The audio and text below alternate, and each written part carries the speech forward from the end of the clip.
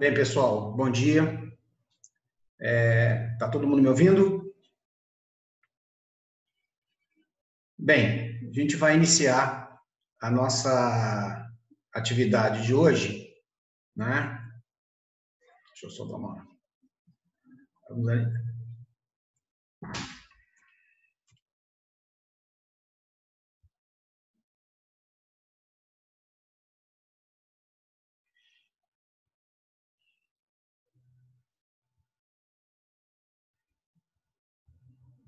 Bem, então vamos iniciar a nossa atividade de hoje falando a respeito dos tumores ovarianos.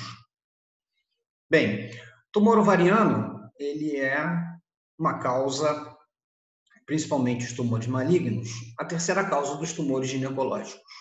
Mas existem também os considerados tumores, ditos tumores benignos do ovário. Então,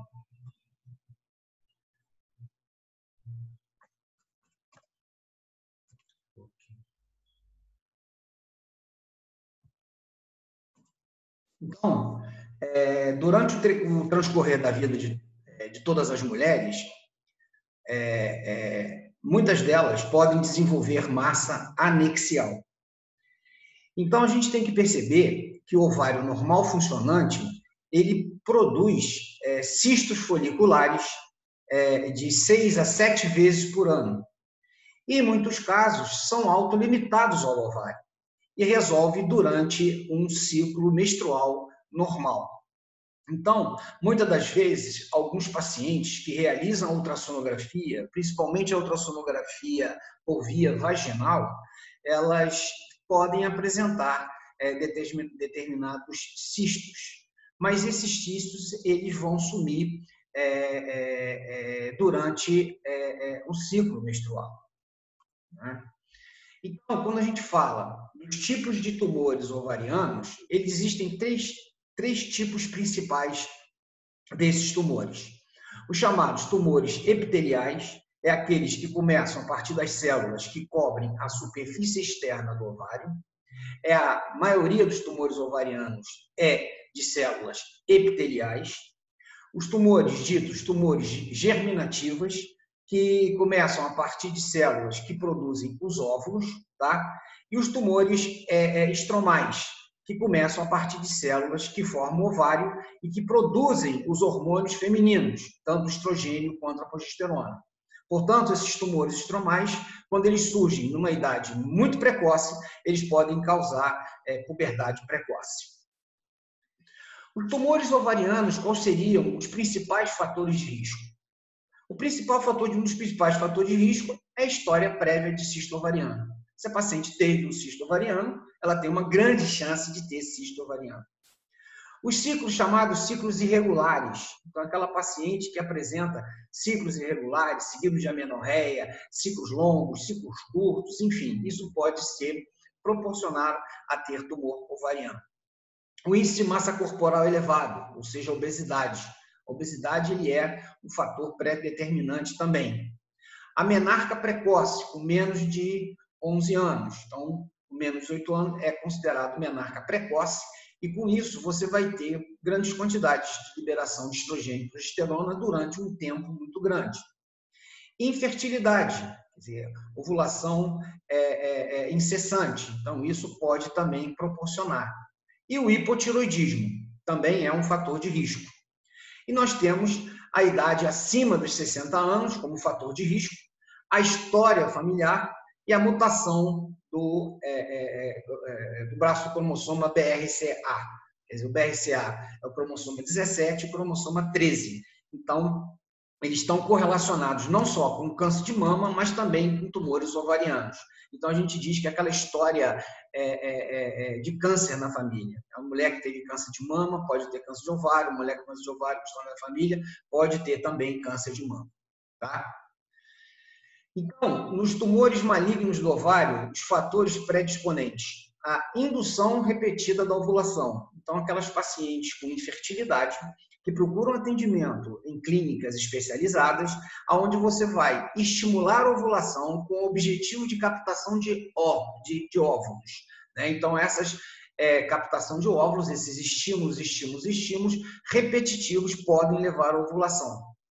Quando você começa a ver trabalhos na literatura dizendo que determinados locais onde se trabalha com infertilidade, você tem uma grande chance de engravidar, assim, nossos trabalhos, 30%, 35% das pacientes conseguiram engravidar através da fertilização assistida. Isso é uma mentira. Por quê? Porque se você é saudável, se você tem um parceiro saudável, se você está ovulando e se você tem atividade sexual no seu período fértil, a possibilidade de você engravidar é 25%.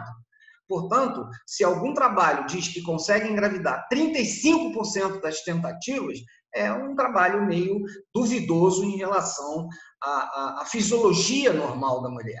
Tá? Outro fator disponente é a disfunção do próprio ovário. O ovário tem uma disfunção própria através dessas mutações desses genes. Estímulo intensivo das gonadostrofinas coriônicas sobre o ovário, também estimulado pela ovulação repetitiva. Gordura animal em excesso, principalmente as pessoas que usam grandes quantidades de gordura animal, o fumo, o álcool e o talco. Aí você pergunta, talco?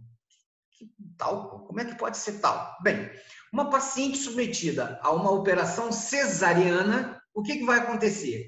Pura e simplesmente, a luva cirúrgica, ela tem talco.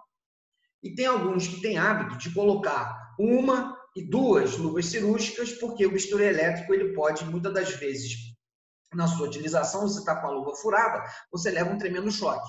E aí o que acontece? Coloca uma luva, você vai lá, de repente rompe uma luva, você tira aquele talco que ficou para você facilitar a entrada da luva, você vai e entra dentro da cavidade abdominal. Então é iatrogênico isso aqui, tá? Talco da luva é iatrogênico, né? E a reposição hormonal, a estrogenoterapia. A estrogenoterapia está interrogado em relação a fatores predisponentes para tumores de ovário maligno, né? A terapia de reposição hormonal está relacionada ao câncer de mama, conforme a gente viu numa aula anterior, tá? E o risco para ter câncer ovariano e história familiar. Então, pacientes com mais de 35 anos. Então, o câncer de ovário, ele atinge pacientes com idade um pouquinho mais avançada. Apesar que com 35 anos, a pessoa não é considerada uma pessoa velha. Ela é apenas, não é interessante, por exemplo, uma gravidez acima dos 35, mas isso não quer dizer que ela não possa engravidar. Ontem mesmo eu fiz um pré-natal com uma paciente de 41 anos de idade, tá? Estava grávida. Então, em relação às pacientes sem antecedentes, ela tem 1,6% de apresentar câncer de ovário. Com história familiar de primeiro grau, 50%, com 2 ou 3 familiares, 7,3%, e com fator hereditário, quer dizer, o fator hereditário do câncer, aquela paciente que tem na história familiar esse fator hereditário com câncer, ou um paciente que teve câncer de mama, ele tem uma grande chance de 50% também ter um câncer de ovário. Tá? Então, quais seriam os fatores de proteção? Bem, os fatores de proteção é o estímulo o estímulo do estrogênio. Então, se ela não tem estrogênio bombardeando aquele ovário, você vai ter um fator de proteção. Você não vai ter o FSH, não vai ter o LH, nada vai estar estimulando aquele ovário a produção de estrogênio. Então, amamentação, a paciente está em amenorreia, altas quantidades de prolactina, ela não ovula e ela não menstrua. Portanto, se ela não ovula, o que vai acontecer? É um fator de proteção. A contracepção hormonal, o uso dos anovulatórios. O paciente que utiliza anovulatório, ele não ovula.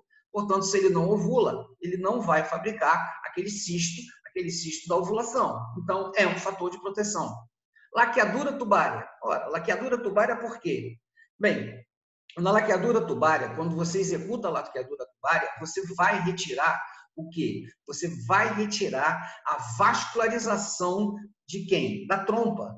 Tá? E a fímbria da trompa, através daquela vascularização, ela é um dos precursores do tumor ovariano. Então, a partir do momento que você liga a trompa, que você retira a trompa, o risco de tumor ovariano ele é muito menor.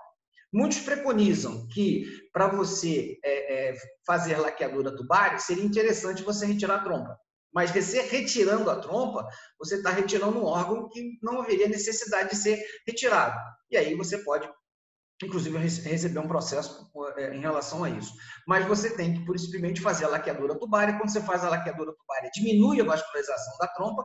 Diminuindo a vascularização da trompa, você vai ter um fator de proteção, né?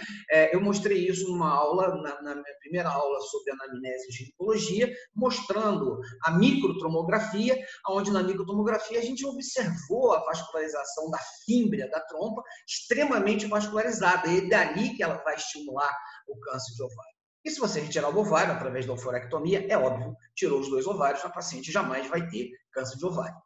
Tá? E como é que é a clínica? A clínica dos tumores ovarianos pode ser tanto clínica para tumor benigno como para tumor maligno, depende a clínica. Eu vou falar da clínica geral e depois eu vou me dirigir a vocês a respeito de cada situação. Então, a clínica, dor abdominal, baixa ou dor pélvica. Quer dizer, dor pélvica pode ser processo inflamatório, dor pélvica pode ser dor intestinal, dor pélvica pode ser um cálculo renal, enfim, é uma dor baixa ou dor pélvica, que pode ser várias situações. Sangramento uterino irregular, aquilo que eu sempre falo nas minhas aulas, que a coisa mais regular na vida de uma mulher é que um dia ela vai fazer um ciclo irregular, tá? Então, sangramento uterino irregular, então isso também está correlacionado. Sensação de baixo peso em abdômen inferior ou pélvico. Então, quando ela tem a sensação de baixo peso em abdômen inferior ou pélvico, provavelmente esse tumor ovariano está muito bem adiantado. Ela vai sentir esse peso. Dismenorreia intensa. Então, a dismenorreia intensa está relacionada à compressão desse útero. Dor à pressão ao urinar ou evacuar. Então, são tumores que estão comprimindo bexiga, estão comprimindo o reto do paciente. Náuseas e vômitos. Náuseas e vômitos, principalmente quando você tem uma tumoração ovariana que se rompe, e aí você faz, se tiver sangue dentro desse tumor, você pode fazer um abdômen agudo cirúrgico à custa de irritação peritoneal. Ou quando ele rompe, que ele é um tumor maligno, também cai líquido na cavidade abdominal e também você vai fazer uma irritação peritoneal. E essa irritação peritoneal pode levar a uma obstrução intestinal, levando a náuseas e vômitos, tá? Vaginismo, que seria dor na relação sexual. O tumor está comprimindo o canal vaginal.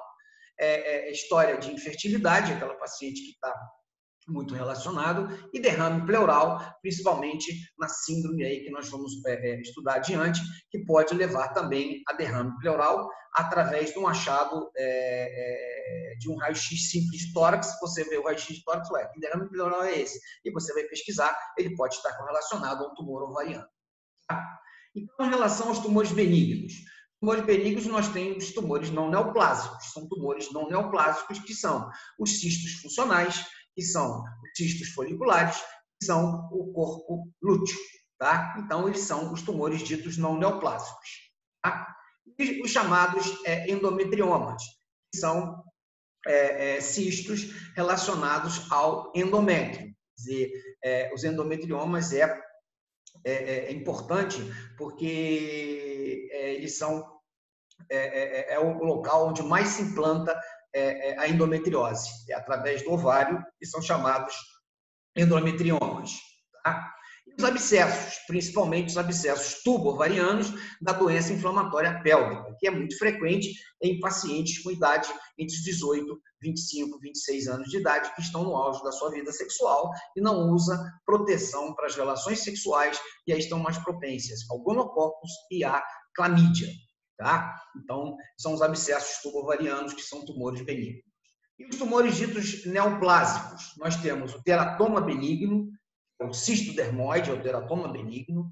Nós temos o cistoadenoma de ovário, cistoadenoma, que pode ser tanto cistoadenoma mucinoso como cistoadenoma seroso, e estrúmio ovário. Todos esses são patologias essas relacionadas aos tumores neoplásicos. Tá? E os fibromas uterinos? Fibroma uterino é um tumor sólido benigno, né? Então, são situações onde a gente observa que esses tumores são benignos, daí você faz o exame de ultrassonografia, detecta um tumor benigno, aí você é um tumor cirúrgico, dependendo da idade do paciente, óbvio que ele é um tumor é um tumor sólido, né? Você vai fazer uma laparotomia, retira esse tumor e sempre você tem que ter um patologista na sala para dizer para você se ele é maligno ou é benigno. Eu tive alguns casos, inclusive em clínica privada, tá? Inclusive familiar, onde eu operei e um patologista na sala, era um tumor anexial, duro, eu achei que poderia ser um tumor maligno, mas, para sorte desse paciente, eram fibromas uterinos, tumores sólidos. Tá? E o rastreamento e exames para avaliação inicial do câncer de ovário. Bem, uma boa anamnese é extremamente importante, a história familiar é extremamente importante, como a gente viu, e o exame abdominal. No exame abdominal, inspeção do abdômen. Se você tiver um abdômen abaulado, tá? Principalmente na região pélvica, você pode suspeitar de quê? Suspeitar de ser um tumor de ovário. Apesar que, da grande maioria, quando você tem um abaulamento da pelve, tá? São os miomas uterinos que são mais prevalentes.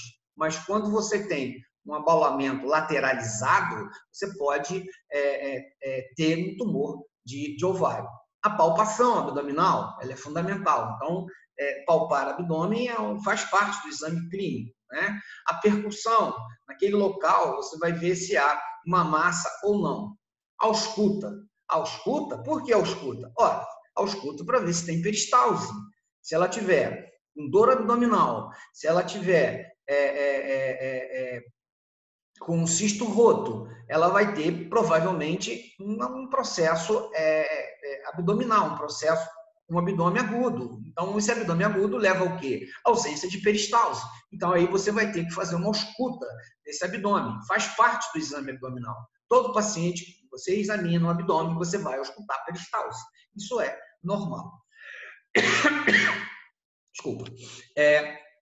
O exame pélvico. O exame pélvico, toque vaginal uni ou bidigital. Ele dá para você ver o tamanho uterino e observar a massa anexial. Muitas das vezes, essas massas anexiais em pacientes com índice de massa corporal elevado, é muito difícil você detectar o exame. E o toque retal, se o paciente não tiver atividade sexual, ou para complementação do exame. E lembrando sempre que quando for fazer um toque retal, você tem que dizer qual é o exame que você vai fazer. Quando você vai fazer toque vaginal, você tem que dizer que vai fazer. Quando você fizer um exame abdominal, você tem que explicar tudo para o paciente, o que você vai fazer, conforme algumas aulas que alguma turma assistiu em relação à ética em ginecologia. Tá? E os tumores ovarianos? Então, esses tumores ovarianos, eles podem ser benignos e malignos. E tem um tumor de baixa malignidade, que é chamado tumor de borderline. Então, o borderline, ele tem baixa malignidade. Então, você tem basicamente 3 classificações. Em relação aos tumores ovarianos, a gente vai começar pelos tumores ovarianos benignos. Então, cisto folicular. É um cisto simples que se forma na ovulação. E a ruptura desses cistos podem ocasionar a chamada dor no meio do ciclo. Tá? É uma dor forte, de intensidade, localizada aonde houve a ruptura do cisto. Então, muitas das vezes o paciente vai com uma dor pélvica, você avalia essa dor pélvica, você realiza um exame de ultrassonografia vaginal, em caso de dúvida, e aí você vê pequena quantidade de líquido no fundo do saco, mas o paciente melhora simplesmente com a utilização de analgésico e não tem nenhum tipo de problema. Tá? O chamado cisto de corpo lúteo são cistos ovarianos funcionais, formado após a liberação do folículo ovariano. O folículo se torna uma estrutura chamada corpo lúteo e, se a mulher não engravidar, o corpo lúteo regride ou desaparece. Muitas das vezes, ela forma esse cisto do corpo lúteo e fica durante um determinado período de tempo. Eu tinha um professor de patologia, ele era muito engraçado. Eu trabalhava com ele na Bela Lopes, Fundação Bela Lopes de Oliveira, onde eu basicamente fiz minha formação cirúrgica. E ele toda vez, vai ter algum cisto de ovário, vai ter algum cisto de ovário, ele sempre falava isso, e eu ficava achando meio estranho, porque esse era um patologista da Bela Lopes. E tinha um outro professor chamado José Maria Barcelos, que era um grande patologista, não só pelo tamanho, mas também pela sua inteligência, que dizia o seguinte: você conhece um ginecologista pela grande quantidade de tumores, de cistos ovarianos que ele opera. tá? Então, normalmente esses cistos, eles somem, não há necessidade cirúrgica. Então, você às vezes acompanha ultrassonograficamente. Cistos menores de 5 centímetros, não há problema nenhum. Você vai acompanhando ele ultrassonograficamente. As pessoas acham, eu estou com cisto, estou com uma doença maligna. Não, a gente tem que observar esse paciente e rastrear, obviamente, esse paciente quando houver a necessidade, que ela tiver uma idade mais avançada, aí sim, esses pacientes serão submetidos à cirurgia. O cisto hemorrágico, ele é um cisto funcional que quando ocorre sangramento no interior do ovário. Ocasionalmente, ele pode dar dor abdominal do lado que está presente o cisto e ele pode se romper. E ele se rompendo, o que vai acontecer? Vai cair sangue na cavidade abdominal. Sangue na cavidade abdominal, irritação peritoneal. Aí o paciente vai e procura o atendimento com o sangramento. Né? Eu sou do tempo em que não tinha exames complementares do tipo ultrassonografia. Você não tinha exames complementares do tipo ultrassonografia. E muitas das vezes você chegava um paciente, esse paciente chegava com uma dor abdominal, você via a presença no toque vaginal, o fundo de saco abaulado, você fazia uma punção de fundo de saco, essa punção de fundo de saco é chamado pudocentese, tá? Aonde você via se tinha presença de pus, poderia ser uma doença inflamatória pélvica, tá? Mais em estágio avançado, ou você apresentava sangue. Quando apresentava sangue, a primeira hipótese diagnóstica era preense ectópica, porque é o diagnóstico mais fácil, é preense ectópica. Você não tinha ultrassom, você não tinha beta-HCG, você tinha apenas os procedimentos. Então, você funcionava esse paciente, quando você suspeitava de líquido na cavidade, e se viesse sangue, era preense ectópica. Entrei em várias cirurgias com diagnóstico de preense ectópica e, para minha surpresa, era cisto de ovário hemorrágico roto. Tá? Pode acontecer e é diagnóstico diferencial. Né? E os ovários de aparência policística, a síndrome do ovário policístico, chamado vulgarmente de SOP. Tá? Só gosta muito de abreviar as coisas. Síndrome do ovário policístico. Ele é uma síndrome, tá? Que está relacionado a grande quantidade de cisto no ovário. Então, o ovário ele é aumentado de volume, geralmente o dobro do normal, com pequenos cistos presentes na superfície ovariana. E pode parecer em mulheres normais e também em mulheres com problemas endocrinológicos. Então, é a síndrome do ovário policístico. Se ele pode apresentar em mulheres normais, elas não precisam ficar preocupadas. Com o advento da ultrassonografia por via vaginal, se você fizer ultrassom, vai aparecer um cistozinho, ou vários cistozinhos de ovário, mas ele tem que ser geralmente o dobro do normal, tá? E ela tem que ter problemas endocrinológicos. A síndrome do ovário policístico é uma síndrome, nós vamos apresentar essa aula posteriormente para vocês. É uma síndrome que você tem principalmente problemas endocrinológicos.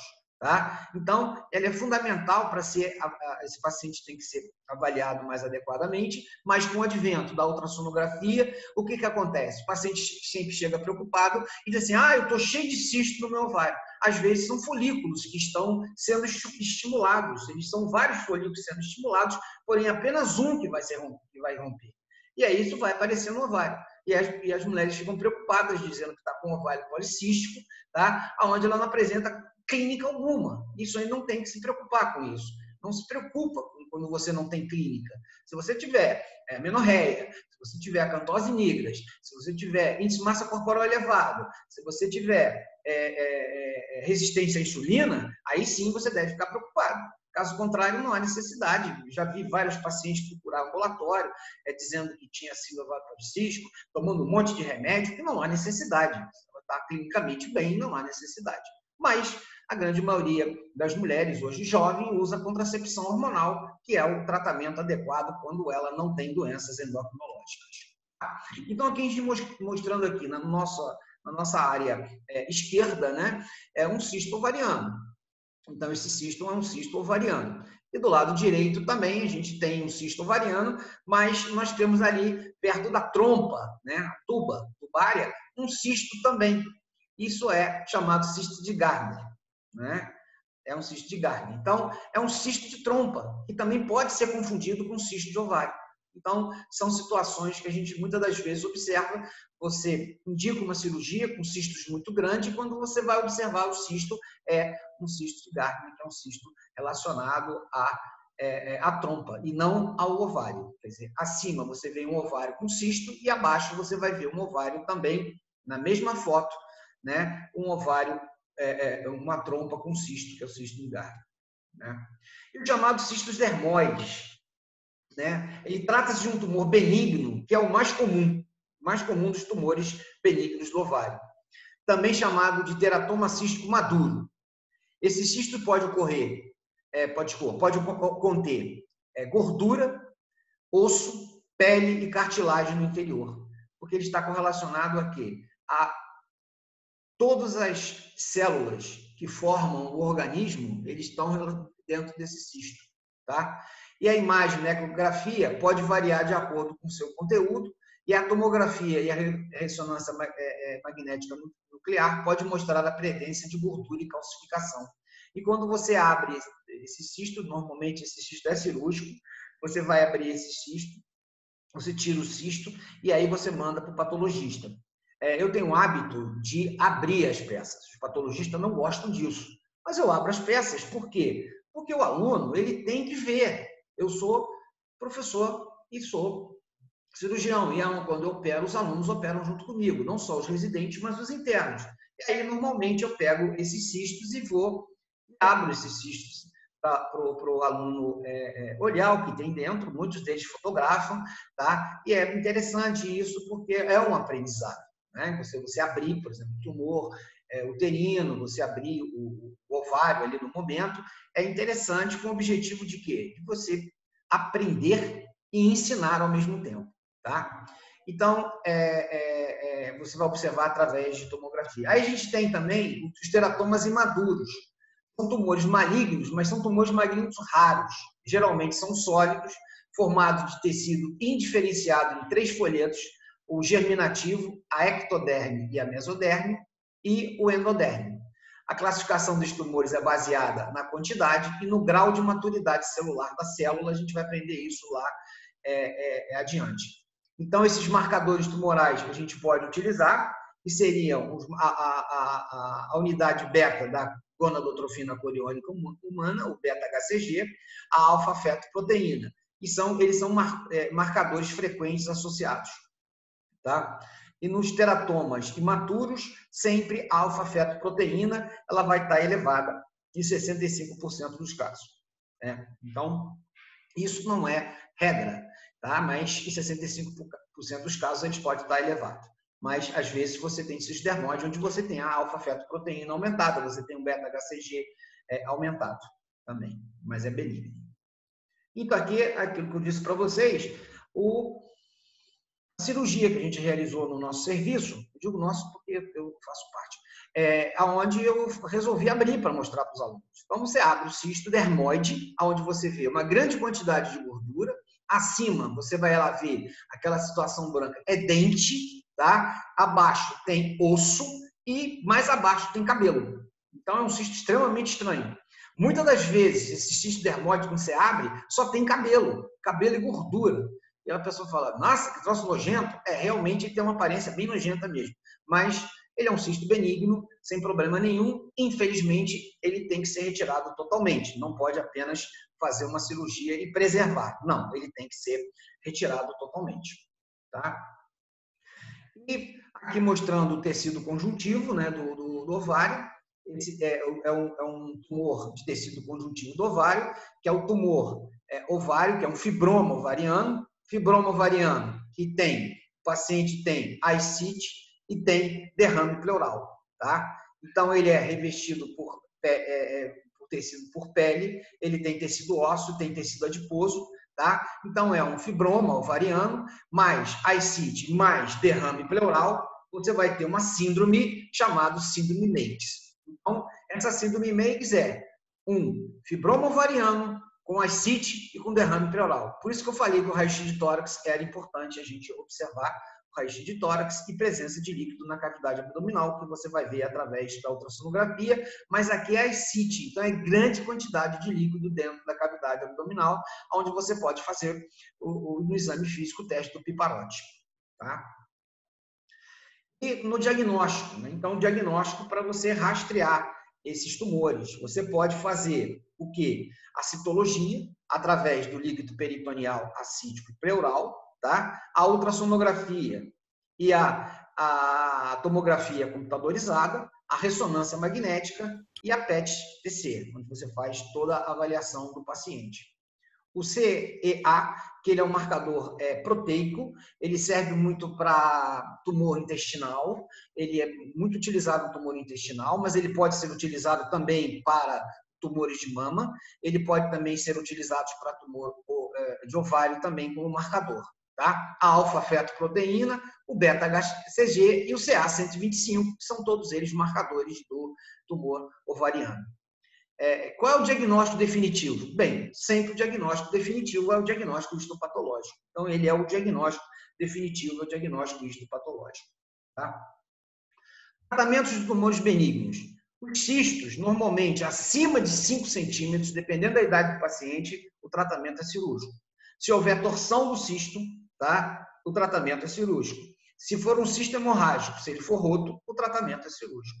Se for um tumor, um cistoadenoma mucinoso ou um cistoadenoma seroso, o tratamento é cirúrgico. Se for um teratoma maduro, é tratamento cirúrgico através da retirada do ovário, chamado oforectomia. Então, oforectomia é retirada do ovário. Então, é o tratamento dos cistos benignos. Então, a diferença que nós temos, que é principal, entre os tumores benignos do ovário e os tumores ditos malignos do ovário. Então, o tumor benigno, ele é unilateral. O maligno, normalmente, ele é bilateral. Tá? No benigno, quase sempre, a cápsula estará íntegra. Nos malignos, a cápsula poderá estar rota. Tá? Por que eu digo poderá? Porque hoje, com o advento que a gente tem dos exames complementares da sonografia, ressonância magnética, tomografia, e a ida frequente da paciente ao ginecologista, o exame físico, você vê qualquer tipo de alteração. Hoje, basicamente, a cada ano, os pacientes realizam o exame de ultrassom. O exame de ultrassom foi acoplado não só na obstetrícia, mas também na ginecologia, como exame complementar. Então, a partir do momento que você detecta um cisto ou um tumor de ovário, você vai rastrear esse paciente com exames mais sofisticados, porque se ele for um tumor maligno, para evitar que ele se rompa, a ruptura da cápsula do fígado muda totalmente o estadiamento da doença e a sua propedêutica. No benigno, você não vai ter implante, obviamente, você não vai ter implante peritoneal, tá? Nos malignos, você vai ter implante peritoneais, tá? Nos benignos, normalmente, a superfície é lisa, tá? Nos malignos, excrescência nas superfícies internas, então vocês vão ver uma alteração dentro da superfície interna sólido líquido, tá? O benigno, ele é móvel, o maligno, ele é aderente. O benigno, normalmente, são cistos, os malignos, cistos sólidos. A consistência é homogênea e a consistência do maligno é heterogênea à custa de algumas necroses. Então, a gente tem que observar esse paciente. Os tumores malignos, eles podem ser um tumor epitelial, que é o adenocarcinoma seroso, tem o mucinoso, tem o seroso, mas o seroso ele é o mais comum, é o adenocarcinoma seroso, é o mais comum. Tá? O adenocarcinoma mucinoso, ele tem uma pseudo-mioxoma, tá? E ele não altera o CA125. Então, você rastreia o CA25, ele dá normal, e aí você tem uma consequência ruim, porque você acha que esse tumor não é maligno, porque ele não altera o CA125, porque ele é um pseudo-mioxoma. Então, é o carcinoma mucinoso, apesar que o que tem mais prevalente é o adenocarcinoma seroso. Tá? A gente observando um adenocarcinoma seroso este bilateral. Os tumores serosos. Os tumores serosos, eles são células similares ao revestimento tubário. São cilíndricas e ciliadas. Né? 40% dos tumores malignos primários do ovário são tumores serosos. São bilateralmente em 50% dos casos. Então, os tumores malignos são bilateralmente em 50% dos casos.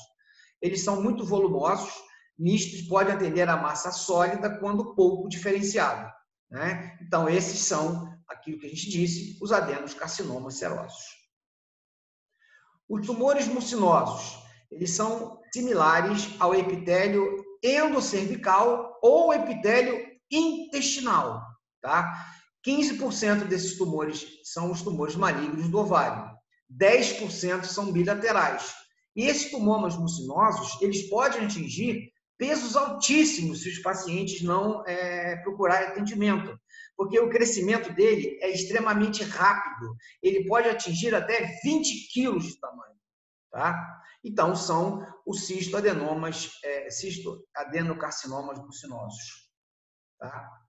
Tumores endometrioides são similares ao endométrio, têm intensa participação estromal, são 18% dos tumores malignos, 30% são bilaterais, são menos císticos do que os anteriores. Então, eles são mais tumores sólidos, tá? Então, os endometrioides, tumores endometrioides, que é o cistoadenocarcinoma endometriótico, tá? Cistoadenocarcinoma endometriótico. Tumores de células claras, muito associado à endometriose, raramente é bilateral e são mais raros, em torno de 6% dos casos. São chamados tumores de células claras. Os tumores malignos podem ser germinativos ou pode ser do cordão sexual. Os germinativos é o digerminoma, que é o mais comum, e o teratoma imaduro. Tem um teratoma esse imaturo, que ele pode, que é o dermoide, né, mas ele é o maligno, né, que é imaturo, e ele pode levar à pseudopuberdade precoce. Então, se você tem uma paciente muito jovem, essa paciente entra na fase de menarquia muito cedo, tá? Se você tiver qualquer tipo de tumor, essa paciente tem que rastrear, que pode ser um tumor maligno germinativo. E do cordão sexual são adrenoblastomas, tá? E também são produtores de androgênio. Se eles são produtores de androgênio, o que vai acontecer? Vai haver virilização da paciente. E essa virilização começa com a genitália externa, tá? Hipertrofia de clitóris. Então, começa a virilização dessa paciente. A paciente começa a ter alterações menstruais. Essa paciente começa a apresentar pelificação, né? Pelificação, ela começa a apresentar pelos pubianos diferenciados, parecendo pelos pubianos masculinos. Então, do cordão sexual são os adrenoblastomas. E os tumores de células germinativos, tá? 8% dos tumores malignos. Eles ocorrem preferencialmente na infância e na adolescência. É isso aí que me deixa triste, porque infância e adolescência, esses tumores podem aparecer e são malignos, né? E o digerminoma é o mais frequente. Outros tipos de tumor são tumor do seio endotérmico, os carcinomas embrionários, o poliembrioma, o coriocarcinoma e o teratoma. Então, são esses chamados tumores germinativos, são tumores que aparecem na infância e na adolescência, são tumores malignos, né, que infelizmente atingem essa faixa etária. Então, isso aí é extremamente triste. Então, quando o paciente começa a apresentar o quê? Puberdade precoce, a gente tem que rastrear esse paciente o mais rápido possível. E eles vão ter altas dosagens do beta-HCG e da alfa-fetoproteína. Então, são dois marcadores importantes que você vai solicitar, além da ultrassonografia. Muitas das vezes na infância, obviamente, não tem atividade sexual, então você vai ter que partir para uma tomografia computadorizada, uma ressonância magnética, a dosagem de beta-HCG, de alfa-fetoproteína, e rastrear esse paciente e preparar esse paciente para um procedimento cirúrgico, tá? E muitas das vezes um procedimento cirúrgico um pouco mais radical. E os tecomas? Esses tecomas são originados no estroma ovariano, né? É um tumor funcionante, também produtor de estrogênio. Então, ele vai levar também à puberdade precoce. E os tumores endometrioides?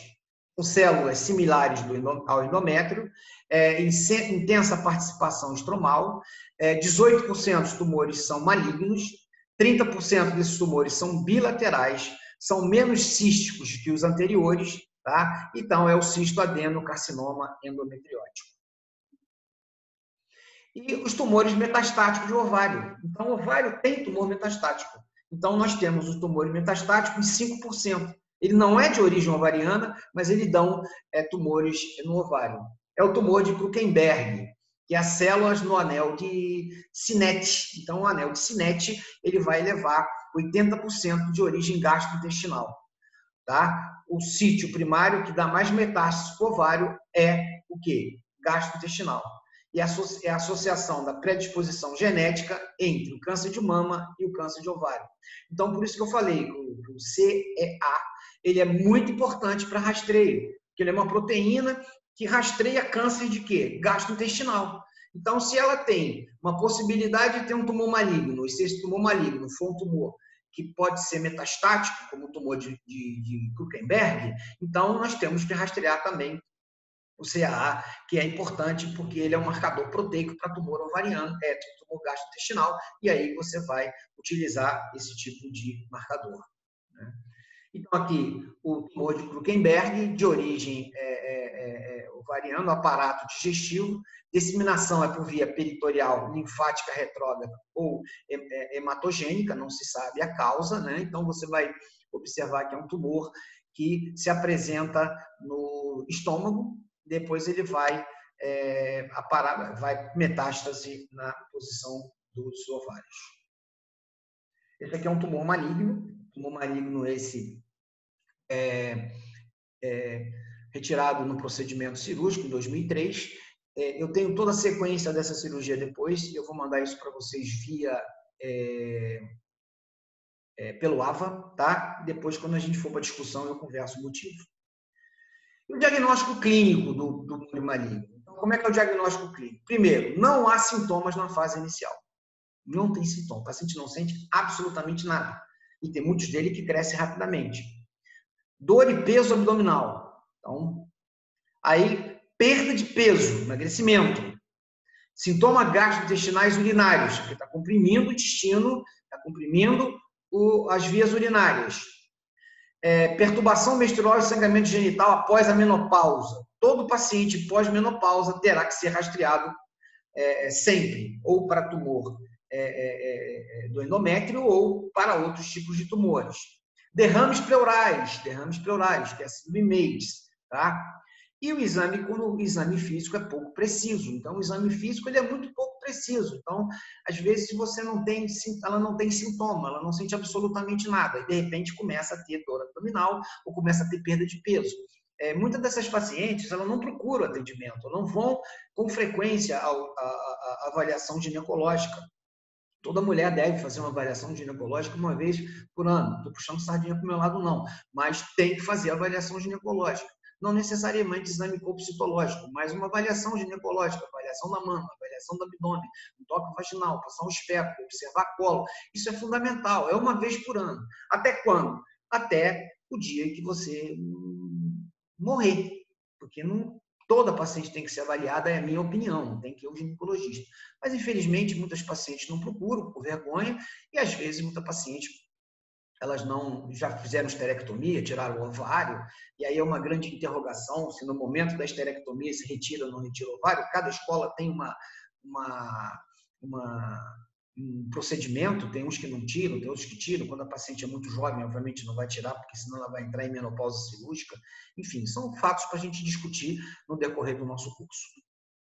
É um tumor de ovário, é um tumor gigante de ovário. Provavelmente um cisto adenocarcinoma seroso, que cresce muito rápido. É um tumor de ovário. Olha o tamanho dele. Como é que chegou nesse tamanho?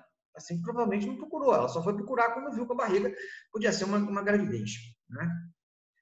Então, o diagnóstico continua sendo sempre anamnese, exame físico. E aí, os exames complementares.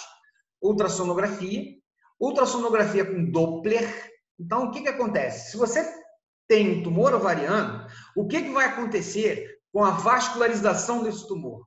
Ele vai estar extremamente aumentada. Se ele está aumentada, vai haver vasodilatação naquele local. Então, a velocidade de sangue vai estar alta. Então, ele vasodilatado. Se você tem um Doppler com vasodilatação, uma grande suspeita de ter um tumor ovariano maligno. Então, essa é a situação. Tomografia computadorizada e a ressonância magnética e os marcadores tumorais. Então, isso é de praxe. Ultrassom, Doppler. Ultrassom com Doppler mostrou aumento da vascularização. Você tem um cisto misto, tá? Em pacientes com idade mais avançada. Solicitar os marcadores CA2025, o CEA, alfa-fetoproteína e o beta-HCG. Realizado todos esses exames, todos os marcadores prontos, marcar cirurgia, que é a laparotomia, tá? Que é a laparotomia. E o diagnóstico diferencial. O diagnóstico diferencial, ele é importante. São massas pélvicas que podem ter várias origens. Então, por isso que tem que se fazer um exame físico e fazer um exame de rastreio. Por exemplo, massa gastrointestinal, geniturinária, tumores da parede abdominal ou de outras origens ginecológicas, como, por exemplo, cisto de trompa ou miomas uterinos pediculados.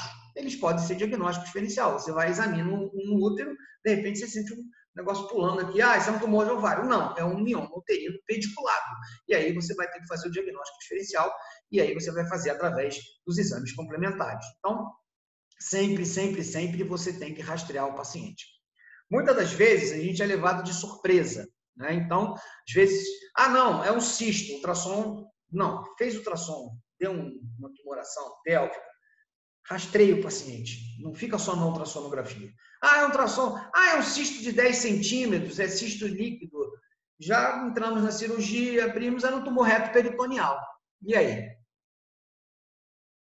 Aí chama o cirurgião geral? É isso que a gente faz? O ginecologista tem que saber operar. Então, esse é um problema. O que é isso? É um reto peritoneal. Vai entrar no reto peritônio? Com a artéria e ureter passando ali? Tá? Com a artéria hipogástrica passando ali? Então, é complicado. Então, tem que rastrear esse paciente adequadamente para você saber a localização correta desse tumor, para você não ter surpresa de entrar na cirurgia se você não tiver um cirurgião geral do lado, porque você vai ter que entrar no reto peritônio. E o ginecologista não está acostumado a entrar em reto peritônio. Pouquíssimos têm essa capacidade. Tá? Então, é bom você rastrear esse paciente adequadamente para não ter esse tipo de surpresa. Né? E o diagnóstico diferencial são os cistos foliculares, os cistos hemáticos, a endometriose, o corpo lúteo gravídeo e a gravidez ectópica. Ainda bem que esses são os principais. Então, a gravidez ectópica é um dos tumores, é uma patologia obstétrica que atinge muitas pacientes. Tá? Por incrível que pareça, nós vamos ter no futuro aula sobre isso, né? Então, é tranquilo. Então, quase sempre esses tumores são mais frequentes. Então, sempre a gente tem que pensar no benigno, mas rastrear o paciente para poder fazer o diagnóstico. As complicações desses tumores. Então, nós temos a torção do pedículo ou a torção do ovário, principalmente quando ele é um ovário muito grande. Então, ele fica solto. Então, qualquer movimento que possa fazer, ele pode rodar e pode necrosar. Isso vai dar uma dor abdominal intensa, abdômen cirúrgico. Infecção. Na infecção, você vai ter um processo inflamatório pélvico, um push. O rompimento dessa cápsula, eles rompem com frequência, e uma transformação maligna, que é algo raro, mas que pode acontecer. Então, nunca subestime um tumor sólido de ovário, porque ele pode haver uma transformação maligna. Cistos pequenos, raramente acontece. Esses cistos pequenos, aquilo que eu falei ali, cistos foliculares ou cistos hemáticos, se eles não romperem, eles vão ser absorvidos pelo organismo. Tá? A endometrioma não é cirúrgico. Aqui é um tumorzinho de ovário, olha só o tamanho dele. Né? Então, como é que o paciente chegou a essa situação? Olha o tamanho desse tumor. Então, é uma situação complicada. Como chegou a essa situação, não sei. Né? Não sei se foi o tumor recorde, parece que já tiveram até maiores em países em desenvolvimento, como África subsaariana, como Índia. Então, tiraram tumores enormes, né, onde o paciente não tem quase acesso à saúde, e esse tumor é um tumor muito grande, a gente pode observar aí nessa foto. Tá? Então, é um câncer de ovário clássico. Tá? Você olha assim, é um câncer, se você olhar esse achado, você abriu, olhou, é um câncer de ovário clássico, não tem que discutir, agora tem que classificar qual é o tipo de câncer que esse paciente tem. Tá?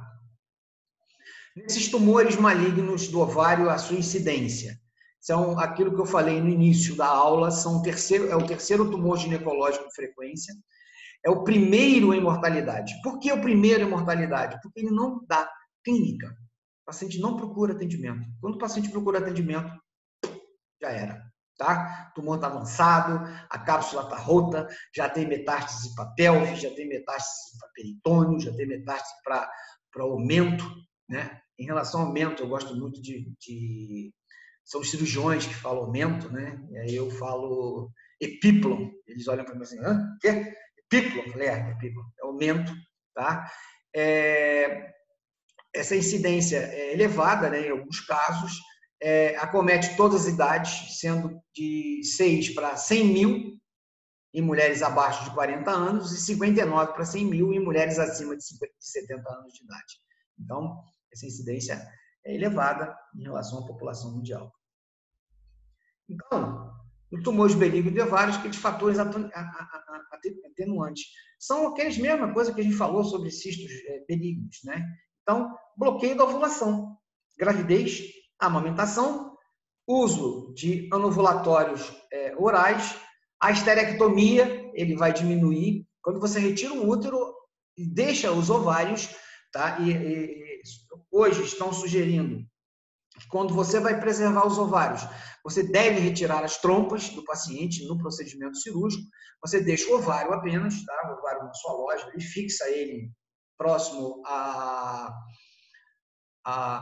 cúpula vaginal, deixa ele ali, tá? Mas quando você faz uma esterectomia, mesmo deixando as trompas, diminui acentuadamente a vascularização da trompa. Diminuindo a vascularização da trompa, as fímbrias não têm a capacidade de fazer a transformação maligna desses pacientes. Tá? Os fatores ditos metastáticos, né? Incidência de 100%. 80% de tumores gástricos, 30% a 40% dos tumores mamários, 20% colônicos e 20% dos linfomas. 10% dos tumores endometriais e 50% dos tumores tubários. Esses podem apresentar maior incidência de metástase, é os tipos de tumores que a gente tem que pode apresentar maior incidência de metástase. Tá? No estadiamento. Esse estadiamento eu peguei e depois recebi um estadiamento mais detalhado. Então, eu vou apenas mencionar, mas vou colocar para vocês disponibilidade desse estadiamento relacionado ao estadiamento do tumor ovariano. É importante você saber o estadiamento? Bem, o médico, que é especialista, sim, é importante. Mas o que a gente tem observado é que cada dia que passa, o que está acontecendo?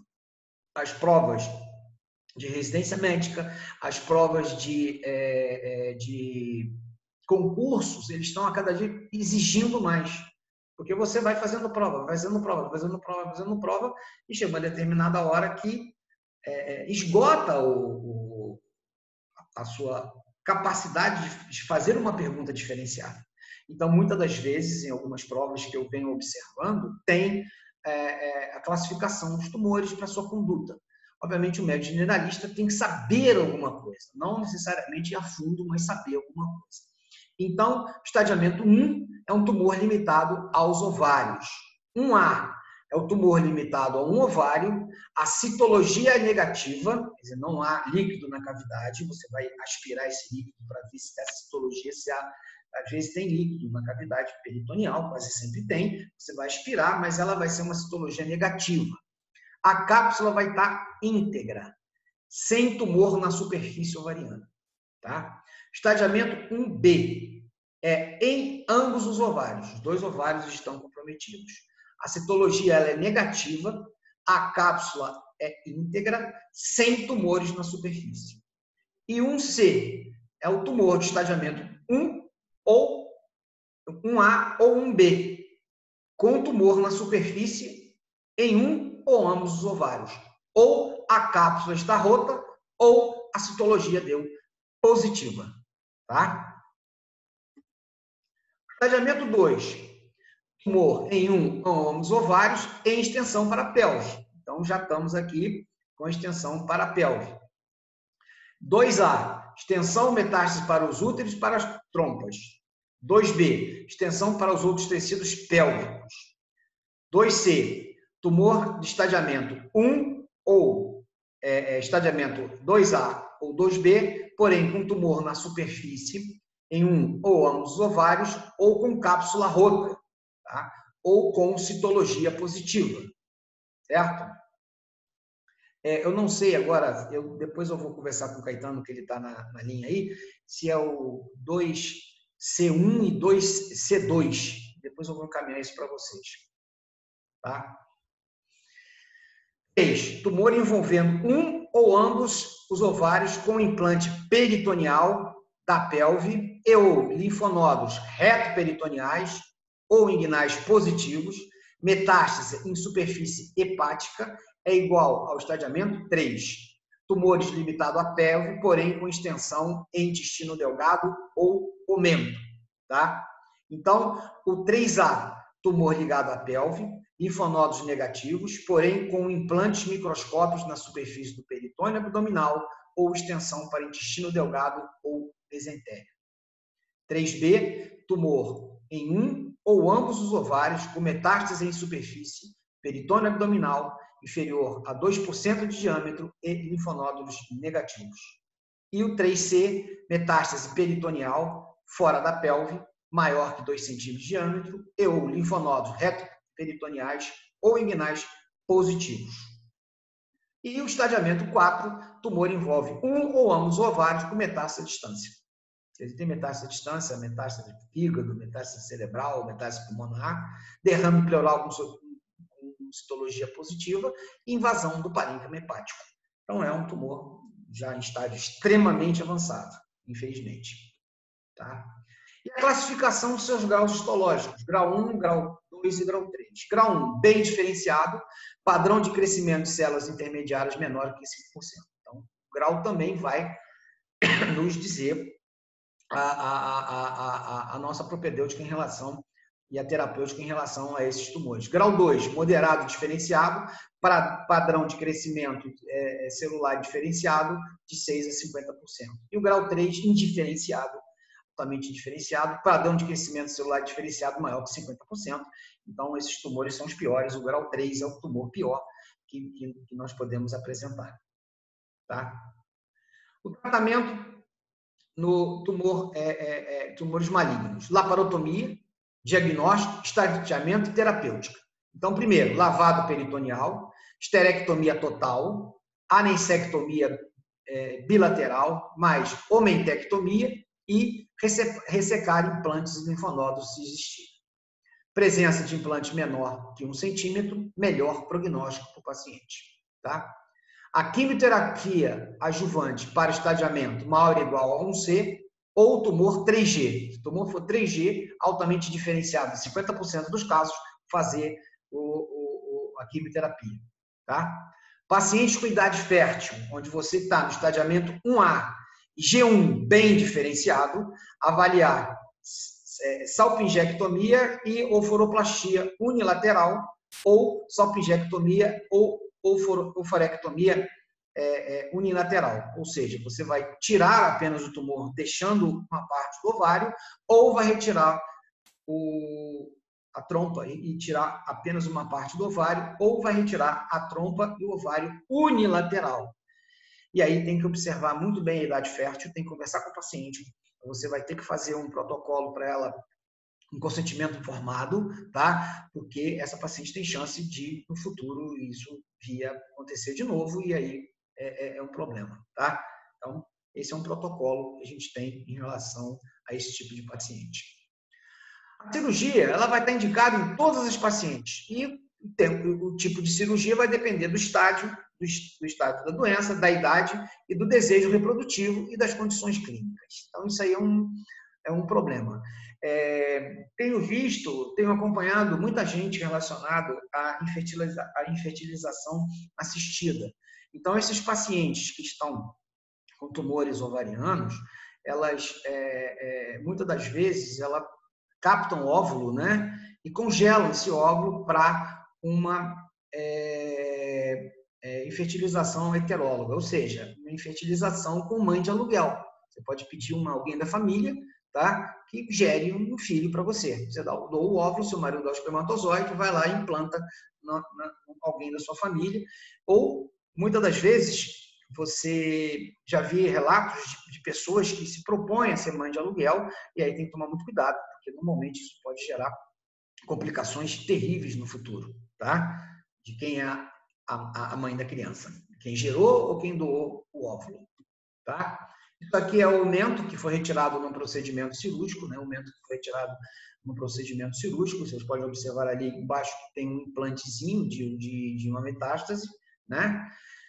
A quimioterapia, ela é indicada em todos os estadiamentos, exceto no 1A e 1B, bem diferenciados, né? Bem diferenciados, uni ou bilateral, sem ascite e comprometimento da superfície externa. Então, no 1A e 1B, se for uni ou bilateral, sem ascite e comprometimento da superfície externa, não há necessidade de quimioterapia.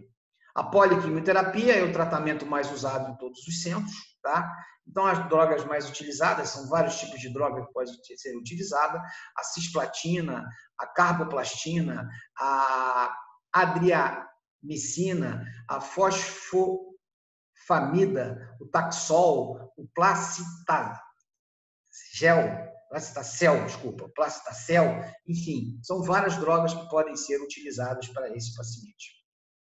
E a radioterapia, ela é menos empregada, mas pode ser útil em alguns casos selecionados, principalmente em casos mais avançados, e tomar cuidado com a radioterapia, porque você não vai poder fazer uma radioterapia em todo o abdômen, tem que ser no local apropriado, tá? Então, é um local apropriado e aí você tem que tomar esse certo cuidado com o paciente, tá? Bem, isso aí é o que eu tenho para falar para vocês.